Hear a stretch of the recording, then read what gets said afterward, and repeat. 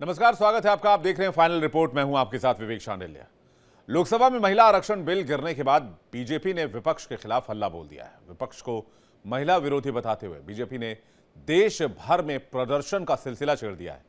MP की राजधानी भोपाल में बीजेपी कार्यकर्ताओं ने जोरदार प्रदर्शन किया और विपक्ष पर आरोपों की बौछार कर दी।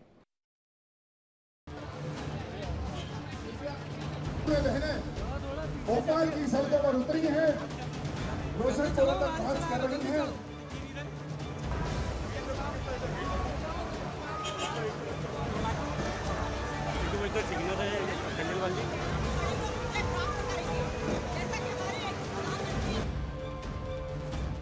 महिला आरक्षण पर सदन में शुरू हुआ बवाल अब सड़क पर आ गया है।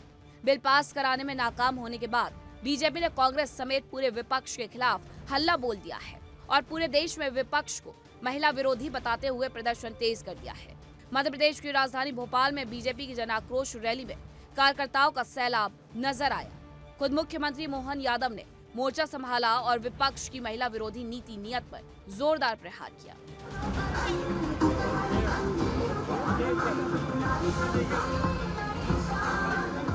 कोई बात नहीं, हमारी पार्टी ने चाहा था कि सारे दल मिलकर के इस विषय का समर्थन करेंगे। कोई बात नहीं, प्रधानमंत्री के शब्दों में कि संख्या बल में 2/3 हमारा उस समय मत प्रतिशत नहीं था, लेकिन ये आत्मबल की कमी नहीं है, इच्छा शक्ति की कमी नहीं है। देश की आधी आबादी की इच्छाओं का गला घोटने वालों, आपको कब्र से निकाल करके आपको सजा दिलाई जाएगी। आपने बहनों के साथ अन्याय किया है, आपको ये बहनें माफ नहीं करेगी। मुझे इस बात का मन में संतोष भी है कि मध्य प्रदेश वो राज्य है जिस राज्य से बहनों ने सड़क पे आकर के अभी 2 दिन पहले ही इस बात का फैसला लोकसभा में कांग्रेस और उनके लोगों ने खुशियां मना करके, जश्न मना करके, हंस हंस करके, अरे कांग्रेस की नेत्री को शर्म आना चाहिए।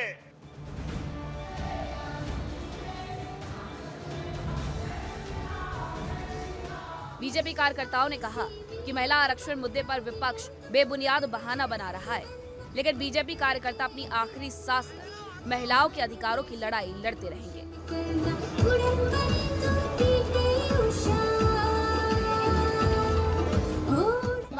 बहुमत हमें नहीं मिल पाया। उसके बाद उन्होंने जो लोकसभा में जिस तरह से व्यवहार किया, जिस तरह से मेजें ठपठपाई, जिस तरह से उनकी महिलाओं ने वहां पर नृत्य करने का काम किया, ये बहुत अशोभनीय है। ये देश की आधी आबादी का अपमान है, जिसे देश की आधी आबादी नहीं सहेगी। कांग्रेस और विरोधी दलों ने जो नारी शक्ति का अपमान संसद में किया और ये बिल गिरने के बाद जो खुशी उनने पार्लियामेंट में मनाई, वो हमने प्रत्यक्ष देखी है कि नारी का अपमान होने पर ये खुशियां मनाते हैं। तो कहाँ गए प्रियंका गांधी जी के वो बयान की लड़की हूँ लड़ सकती हूँ। नारी शक्ति का ये जन आक्रोश देखा है और ये कहीं न कहीं कांग्रेस ने जो कृत्य किया है, विधानसभा और लोकसभा में जिन बहनों को जाने का अवसर मिलता, नीति निर्धारण करने का अवसर मिलता, कानून बनाने का अवसर मिलता, उन बहनों का ये आक्रोश है और ये चरणबद्ध तरीके से आक्रोश हमारा चलता रहेगा और कहीं न कहीं कांग्रेस को इसको भुगतना पड़ेगा।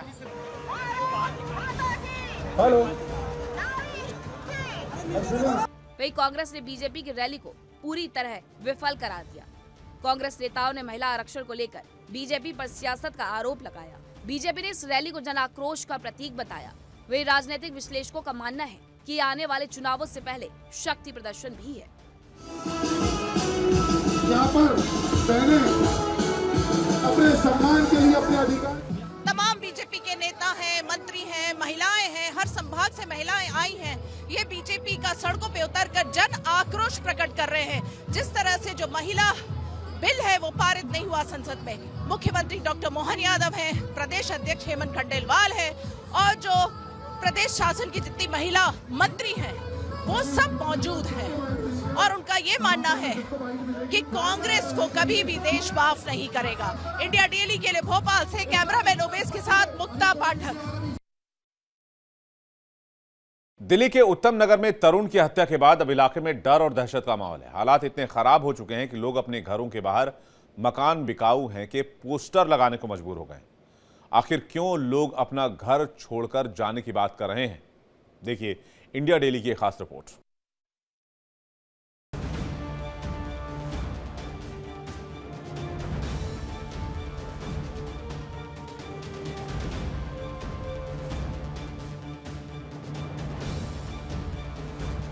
दिल्ली के उत्तम नगर में एक बार फिर दहशत ने घेरा बना लिया है। इलाके के लोगों का कहना है कि आरोपियों के घर में अब लोग आकर रहने लगे हैं, जिससे उनकी चिंता और बढ़ गई है। लोगों को डर है कि कहीं वे भी किसी बड़ी घटना का शिकार न बन जाएं। लोगों के मन में खौफ इस कदर घर कर गया है कि तरुण के परिजनों के साथ साथ कई लोगों ने अपने घरों के बाहर मकान बिकाऊ है के पोस्टर लगा दिए हैं।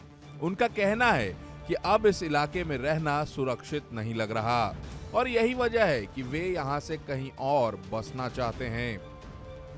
कई दिन बीत जाने के बाद आज कॉलोनी में तमाम घरों पे इस तरीके के जो पोस्टर हैं वो लगाए हुए हैं।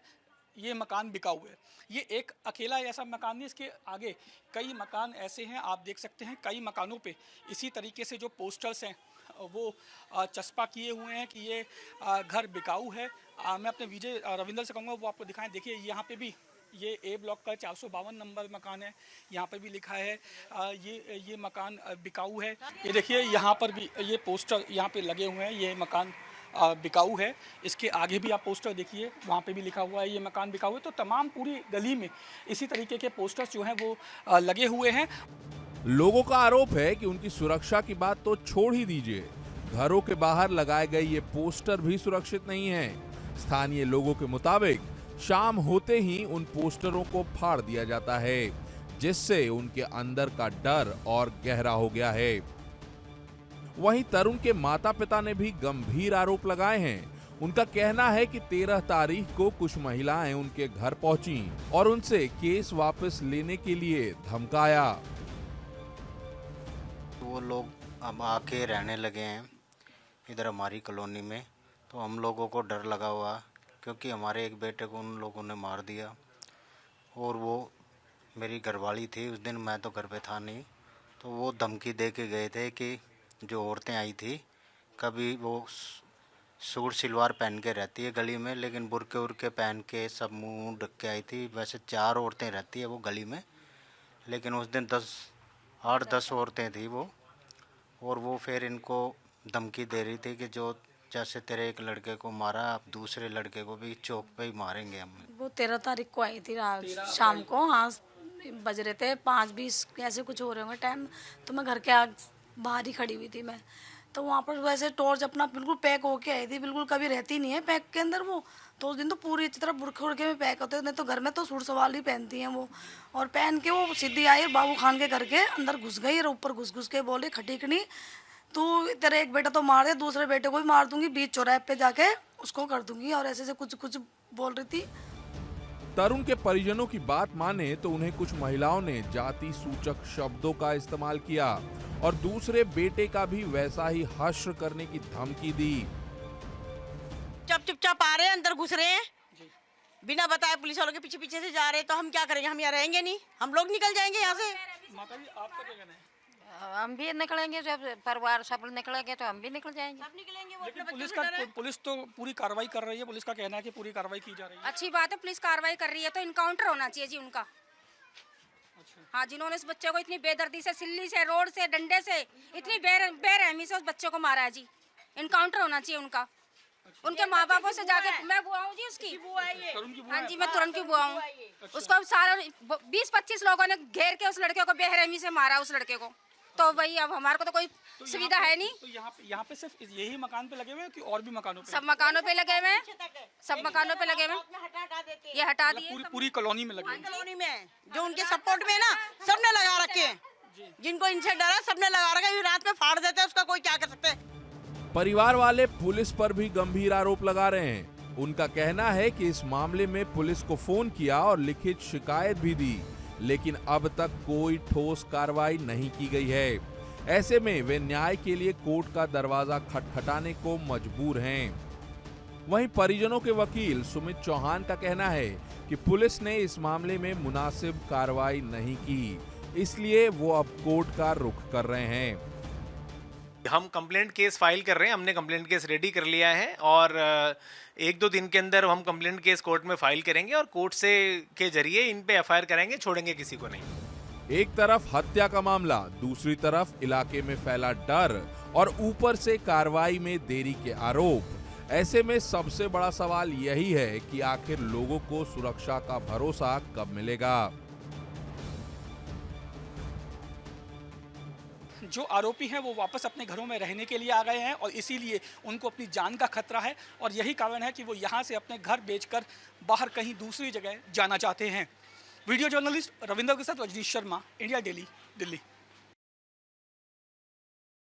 स्मार्ट सिटी बस विस्तार के खिलाफ निजी वाहन चालकों ने पूरे जम्मू कश्मीर में चक्का जाम रखा।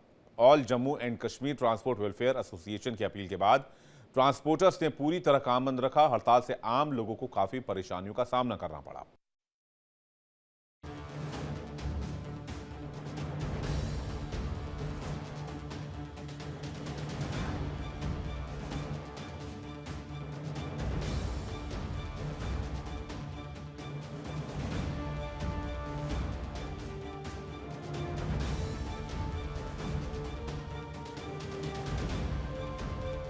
पूरे जम्मू कश्मीर में सोमवार को आम यात्री दिन भर हलाकान रहे। उन्हें आवाजाही में काफी कठिनाइयों का सामना करना पड़ा। दरअसल प्रदेश में स्मार्ट सिटी बस विस्तार योजना के खिलाफ all Jammu and Kashmir transport welfare association ने बंद बुलाया था। इस हड़ताल के तहत पूरी घाटी में बसें, मिनी बसें, टैक्सीज और 407 यात्री वाहन सड़कों से नदारद रहे, जिससे यात्रियों को भारी सुविधाओं का सामना करना पड़ा। ये पूरे इंटायर कश्मीर में आप इस वक्त अपने चैनल के जरिए कहीं और भी पता कर सकते हैं।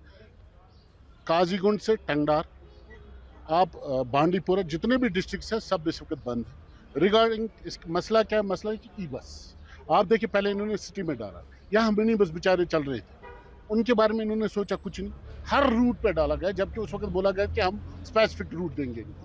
साथ साथ उसके बाद अब जो इसकी गाइडलाइन है उनको ये ब्रीच करके आगे जा रहे डिस्ट्रिक्ट। हमें ये समझ नहीं आ रहा है किस वजह, और ये टाटा ने लिया है। मैं एक बात, अगर यहाँ के ट्रांसपोर्टर के हाथ में होता तो शायद ये स्ट्राइक नहीं होती। ट्रांसपोर्ट एसोसिएशन के अनुसार स्मार्ट सिटी बसों का श्रीनगर से आगे पुलवामा, कंगन, सोपोर और मागम जैसे क्षेत्रों तक विस्तार होने से निजी ऑपरेटर्स की आजीविका पर गंभीर असर पड़ा है। उन्होंने आरोप लगाया कि परिवहन क्षेत्र पर निर्भर हजारों परिवार अब आर्थिक संकट का सामना कर रहे हैं।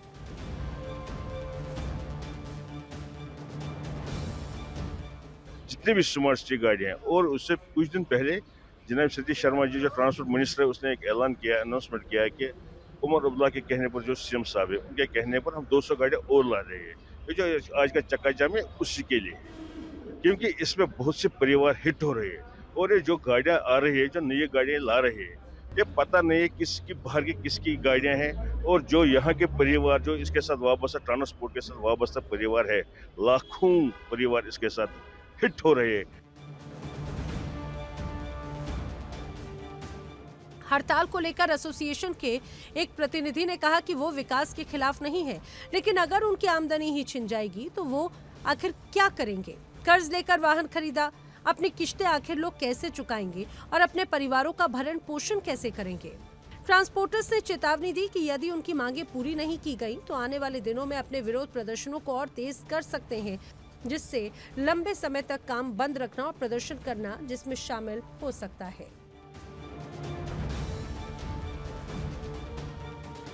कहीं ना कहीं अगर देखा जाएगा, टाटा सोमोज की अगर बात करेंगे, 407 वाहनों की अगर बात, या बसेस की अगर बात करेंगे, उन्होंने आज जो है प्रदर्शन किया और इस बात पे जोर दिया कि गवर्नमेंट को चाहिए कि नज़रसानी की जाए, ताकि हम 700 से ज़्यादा फैमिलीज जो है इस पे डिपेंडेंट है, और जो हमने लोन्स लिया है वो हम कैसे चुकता करेंगे। अगर यही हाल रहा तो कश्मीर का ट्रांसपोर्ट जो है पूरी तरह से ख़त्म हो जाएगा और हमारे घर वाले जो है वो सड़कों पे आएंगे। हमें बच्चों को स्कूल देने के लिए फीस भी जो है आजकल नहीं मिल रहा है।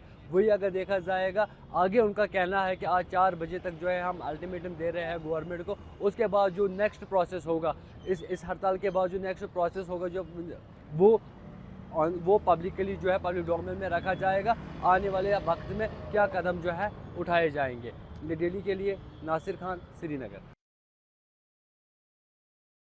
जम्मू कश्मीर में नशा विरोधी अभियान ने अब आंदोलन का रूप ले लिया है। एक तरफ सुरक्षा एजेंसियों ने नशे के सौदागरों की मुश्कें कस दी हैं, तो आम आवाम भी नशे के विरोध में सड़क पर उतर आई है।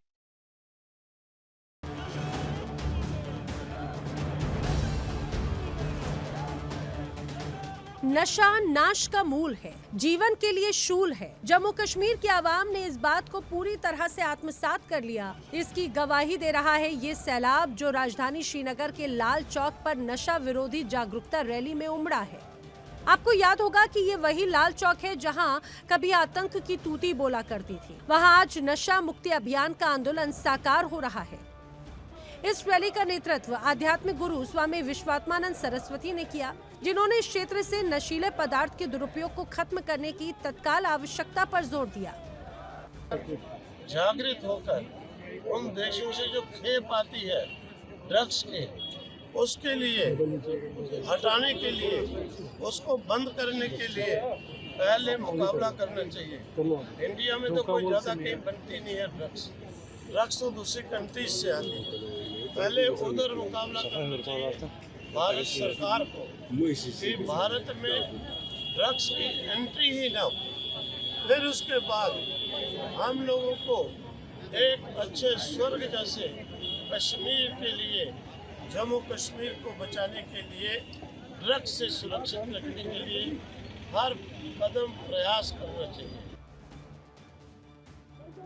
रैली में शामिल लोगों को संबोधित करते हुए स्वामी विश्वात्मानंद सरस्वती ने कहा कि इस अभियान का उद्देश्य सामूहिक प्रयासों के माध्यम से जम्मू कश्मीर से नशीले पदार्थों के खतरे को पूरी तरह से मिटाना है। उन्होंने बताया कि ये पहल मनोज सिन्हा के नेतृत्व में तेजी से आगे बढ़ रही है, जो एक नशा मुक्त समाज बनाने के लिए सक्रिय रूप से प्रयास कर रहे हैं। उन्होंने सभी समुदायों के लोगों से आगे आने और नशीले पदार्थों के दुरुपयोग के खिलाफ आवाज उठाने का आग्रह किया और इस बात पर जोर दिया कि केवल सरकार की जिम्मेदारी नहीं बल्कि एक सामाजिक कर्तव्य भी ये है। वो एक अपने समाज के लिए, कम्युनिटी के लिए उन्हें जागृत करें, स्टैंड करें कि भाई आप लोग ये छोड़ो, अपने समाज की सेवा करो और यश कमाओ। ये क्यों इतनी घृणित एक आदत डालकर, हैबिट डालकर स्वयं भी और दूसरों के घरों को भी, अपने घरों को भी नष्ट कर रहे हो। क्योंकि बहुत मैंने कितने सुनते हैं हम PhD किए हुए लड़के एक्स्ट्रा ड्रग्स के कारण खत्म। रैली में मौजूद वक्ताओं ने युवाओं पर नशीले पदार्थों के दुरुपयोग के बढ़ते प्रभाव पर गहरी चिंता व्यक्त की और कहा कि ये लत लोगों की जिंदगी बर्बाद कर रही है और इस क्षेत्र के सामाजिक ताने बाने को कमजोर कर रही है। उन्होंने चेतावनी दी कि यदि तत्काल और समन्वित कार्रवाई नहीं की गई तो इसके परिणाम आने वाली पीढ़ियों के लिए विनाशकारी हो सकते हैं। इसीलिए तो LG साहब ने जो संकल्प लिया है, पंजाब में नस्लें जो हैं बर्बाद हो चुकी हैं। जम्मू जो है ये पंजाब का नेबर है और यहाँ आते हुए वक्त नहीं लगेगा। इसीलिए इसी संकल्प को हमने LG साहब का संकल्प जो है वो उसको आगे बढ़ा के हमने इसको जन आंदोलन बनाना है और गली गली हमने इसको फैलाना है कि ड्रग्स का क्या नुकसान है और क्या इसका एक जिंदगी, ड्रग्स एक जिंदगी को खत्म नहीं करती, ड्रग्स जो है एक परिवार को खत्म करता है। और इसलिए जो है हम आज आप देख रहे हैं स्वामी जी के नेतृत्व में ये लाल चौक के अंदर जो कभी आप देखते थे कि जहां गोलियों की बौछार होती थी, आज जो है ड्रग्स रैली का आगाज जो है वो स्वामी जी के नेतृत्व में चल रहा है। इस कार्यक्रम का समापन एकता और दृढ़ संकल्प के एक मजबूत संदेश के साथ हुआ, जिसमें आयोजकों ने इस अभियान को तब तक जारी रखने की अपनी प्रतिबद्धता दोहराई जब तक नशा मुक्त जम्मू कश्मीर का सपना साकार नहीं हो जाता। ड्रग के खिलाफ जो है एक मैसेज यहाँ से करना है कि जम्मू कश्मीर को नशा मुक्त भारत बनाना है। उसमें जम्मू कश्मीर का भी नाम है। महिलाओं के साथ साथ बच्चे और पुरुष भी जो है इस रैली में इनके साथ है, शामिल है और इनका यही क्या कहना है कि जम्मू कश्मीर घाटी से पूरा नक्शा मुक्त भारत जो है वो बनाना है। जम्मू कश्मीर से भी नशा जो है वो खत्म कर लेना है। इंडिया डेली के लिए नासिर खान, श्रीनगर। भक्तों का अपने भगवान के प्रति अनुराग हमेशा से अनोखा रहा है। बढ़ती गर्मी को देखते हुए बाबा नगरी काशी विश्वनाथ में भी भक्तों की अटूट श्रद्धा और सेवा का भाव देखने को मिल रहा है। आपको दिखाते हैं ये खास रिपोर्ट।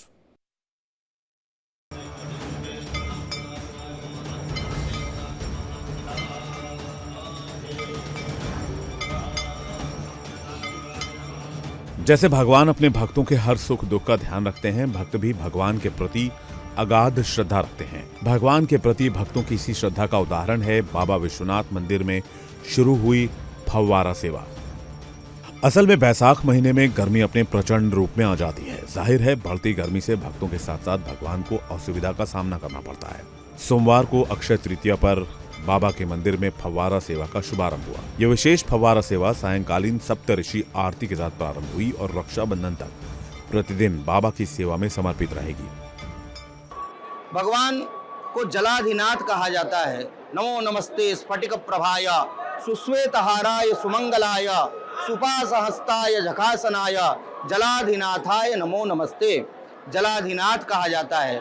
ऐसे भगवान विश्वनाथ जो नीलकंठ कहे जाते हैं, गर्मी के अतिशयता के कारण भगवान के ऊपर यह अनवरत अभिषेक जो परंपरा हमारी है वो चलता है। मान्यता है कि भीषण गर्मी में श्री विश्वेश्वर को शीतलता प्रदान करने के लिए फव्वारा स्थापित किया गया है। ये केवल एक धार्मिक व्यवस्था नहीं है, बल्कि ये समस्त काशीवासियों और श्रद्धालु भक्तों की गहन आस्था और भावनाओं का भी प्रतीक है। इस फव्वारे के माध्यम से श्रद्धालु बाबा विश्वेश्वर की कृपा प्राप्त करते हैं और अपने मन की शांति के लिए इस दिव्य सेवा का लाभ उठाते हैं। बाबा विश्वनाथ के दरबार में हमारी मौजूदगी है। सबसे पहले आपको तस्वीर दिखाना चाहेंगे। सामने आप देख सकते हैं बाबा विश्वनाथ का ये दरबार है, जहाँ पे भक्तगण भी आपको दिख रहे होंगे।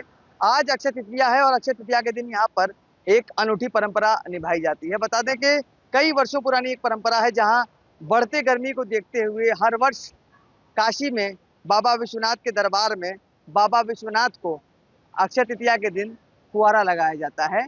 सुबह से लेकर शाम तक लगातार बाबा को जल के माध्यम से ठंडा रखा जाता है। भक्तगण के हिसाब से, ताकि बाबा को गर्मी से कोई परेशानी ना हो, बाबा को ठंडा रखने के लिए जल का इस्तेमाल किया जाता है। फुहारे के माध्यम से लगातार बाबा पर जल का छिड़काव किया जाता है, ताकि बाबा को किसी भी प्रकार की समस्या ना हो। साथ ही साथ आप एक और तस्वीर देख सकते हैं। मौजूदगी हमारी बाबा विश्वनाथ के दरबार में है और ये शंकरा चौक है। ये चौक परिसर में आप देख सकते हैं, यहाँ पे जर्मन हैंगर लगाए गए हैं, ताकि जो बाबा के भक्त आए हैं उन्हें भी किसी प्रकार की समस्या ना हो। और साथ ही साथ बाबा के शिवलिंग के ऊपर फुहारा लगाया जाता है, ताकि बाबा को भी गर्मी से परेशानी ना हो। बाबा विश्वनाथ मंदिर प्रशासन ने श्रद्धालुओं से अनुरोध किया है कि वो इस पावन अवसर पर इस दिव्य व्यवस्था के दर्शन करें और पुण्य लाभ प्राप्त करें। यह अवसर न केवल धार्मिक आस्था को बढ़ावा देने का है, बल्कि परंपरा के संरक्षण में भी सहभागिता निभाने का है। काशी विश्वनाथ धाम में यह व्यवस्था श्रद्धालुओं के लिए एक विशेष अनुभव प्रदान करेगी, जिससे वो अपने धार्मिक कर्तव्यों का पालन कर सकें। यह फव्वारा न सिर्फ बाबा विश्वनाथ के लिए शीतलता का स्रोत बनेगा, बल्कि श्रद्धालुओं के लिए भी एक राहत का माध्यम होगा। भैया ये तो बहुत अच्छी बात है। और जैसे कि अभी हम लोग यहाँ उनके धाम में आकर जैसे धूप से बच रहे हैं, लू से हम लोग बच रहे हैं, वैसे भी उनके लिए ये इनोवेशन किया गया है, तो बहुत अच्छी बात है। हम लोग एक पहल कर रहे हैं, तो ये सुन के देख के बहुत अच्छा लग रहा है कि ये बहुत अच्छी पहल है। इस पहल को मतलब हम तो कहेंगे कि जैसे गर्मी स्टार्ट होती है उस दिन से ही स्टार्ट कर देना चाहिए, क्योंकि सिर्फ हम ही लोग क्यों बचे, बाबा को भी जो यहाँ के आराध्य हैं उनको भी हम लोग को गर्मी से बचाना चाहिए। तो इस हिसाब से तो हम तो यही कहेंगे कि हमेशा ही लगना चाहिए गर्मी के स्टार्ट होते ही। जिस तरह हम गर्मियों में अपने प्रियजनों को राहत पहुंचाने को उपाय करते हैं, उसी भाव के साथ भक्त महादेव की सेवा करते हैं। यह परंपरा न केवल विज्ञान और आध्यात्म का संगम है, बल्कि बाबा विश्वनाथ के प्रति भक्तों के प्रेम का दर्पण भी है। सावन के अंत दिन जब रक्षाबंधन पड़ता है, उस दिन तक लगातार इस जल का छिड़काव बाबा के शिवलिंग पर किया जाता है। वाराणसी से इंडिया डेली के लिए नित्यानंद मिश्रा। फाइनल रिपोर्ट में फिलहाल इतना ही। वक्त एक ब्रेक है, लेकिन ब्रेक पे जाने से पहले आपको बता दें, इंडिया डेली अब आपकी स्मार्ट टीवी पर भी मौजूद है। इंडिया डेली 24/7 देखिए।